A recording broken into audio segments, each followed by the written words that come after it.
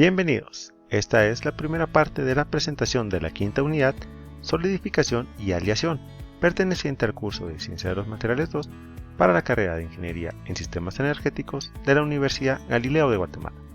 Les recuerdo que pueden encontrar los videos del curso en este canal o también en el GES, dentro de la sección de material de apoyo, donde también dejaré los apuntes del curso. Sin nada más que agregar, comencemos. Cuando hablamos de solidificación de metales, lo primero que se nos viene a la mente puede ser moldeo de metales, y en cierto caso lo es, pero debemos tener en cuenta ciertos factores. El primero de estos es que la solidificación no es un sinónimo de endurecimiento.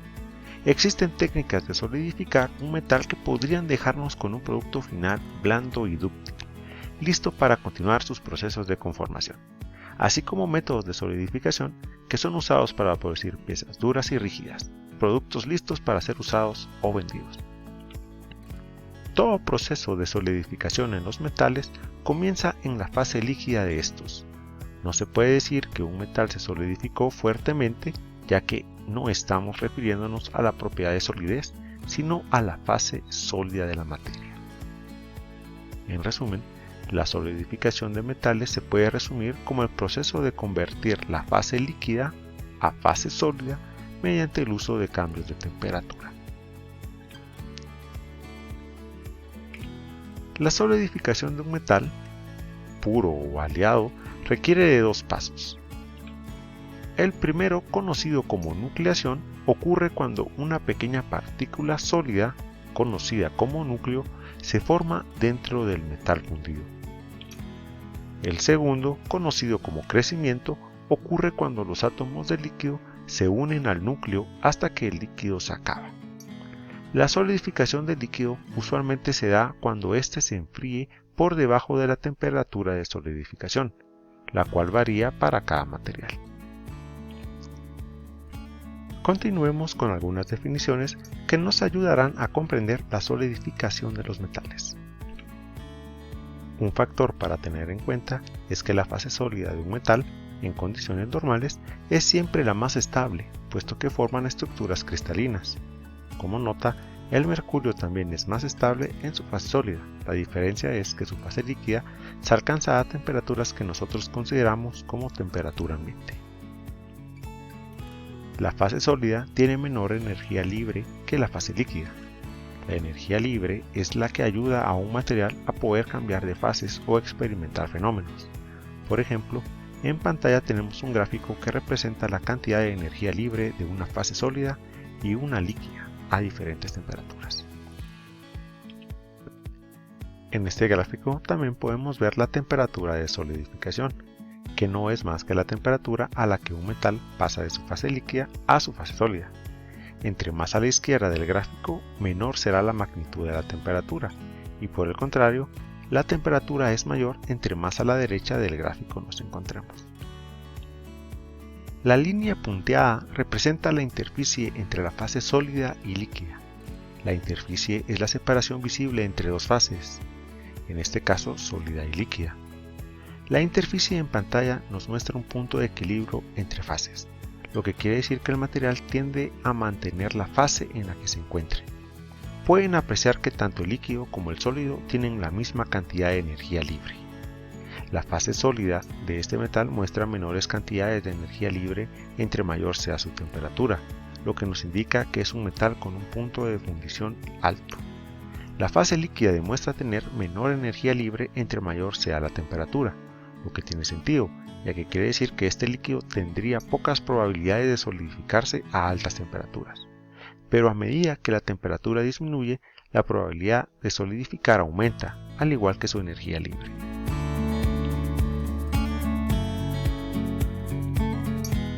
Esto se debe a que la creación de partículas sólidas se da utilizando la energía libre del sistema. Entre mayor sea esta, mayor es la probabilidad de que se creen partículas sólidas.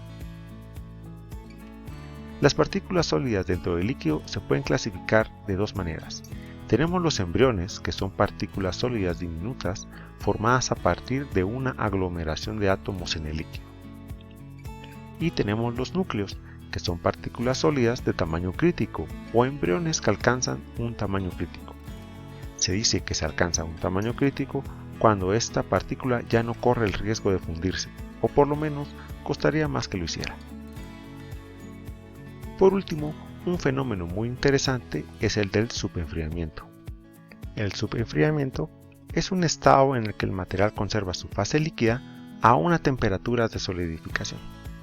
Aunque esto no solo se aplica en fases sólidas líquidas, también se puede ver en fases sólidas, líquidas o gaseosas. Y de la misma forma, cuando un material mantiene su fase sólida a una temperatura de fundición, se dice que está sobrecalentado. Ahondando en el concepto de nucleación, en el proceso de solidificación existen dos tipos de nucleaciones, la nucleación homogénea y la heterogénea. La nucleación homogénea se da cuando el líquido se enfría bastante por debajo de la temperatura de solidificación en equilibrio. Entre más subenfriado esté el líquido, mayor será la posibilidad de crear un núcleo. La nucleación heterogénea se da en la superficie de las impurezas del líquido o en las paredes de un molde. Esta nucleación sustituye los núcleos creados por aglomeraciones del metal líquido por impurezas presentes o agregadas, haciendo más sencillo el proceso de solidificar el metal. Al proceso de agregar impurezas de manera intencional se le conoce como inoculación o refinamiento de grano. Este método nos ayuda a controlar no solo el tamaño de los núcleos, sino también nos ayuda a controlar el proceso de solidificación. La inoculación hace de la nucleación heterogénea no solo más sencilla de darse, sino que esta también aumenta la calidad del proceso. Por otro lado, la cantidad de control necesarios para poder realizar la nucleación homogénea hacen que ésta solo pueda darse en condiciones de laboratorio y se realiza únicamente por motivos de estudio.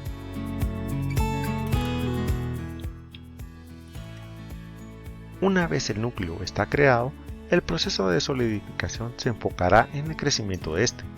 Para esto debemos considerar los tipos de calor y la forma en la que podemos eliminarlos del sistema. En los metales puros, el crecimiento depende de la forma en que se extrae el calor del sistema sólido-líquido. Existen dos tipos de calor durante el proceso, el calor latente de fusión y el calor específico del líquido. El calor latente de fusión representa la energía generada cuando la estructura líquida en desorden se transforma en una estructura cristalina sólida más estable. La energía libre del sistema se transforma en energía térmica. El calor específico del líquido es el calor requerido para cambiar en 1 grado la temperatura de una masa unitaria de materia, es decir, esta es la temperatura a la que se encuentra el líquido. El calor específico debe eliminarse primero para disminuir la temperatura a una de solidificación, pero el calor latente debe eliminarse antes de que el proceso de solidificación se complete, o se corre el riesgo de iniciar un proceso de fundición o de terminar con partes parcialmente líquidas. Una vez se diseña el método para eliminar el calor del sistema, el proceso de solidificación deberá prestar mucha atención en cómo van a crecer los núcleos. Así como la nucleación y el calor, el crecimiento de sólidos se puede dar de dos maneras, ya sea por medio de crecimiento planar o crecimiento dendrítico.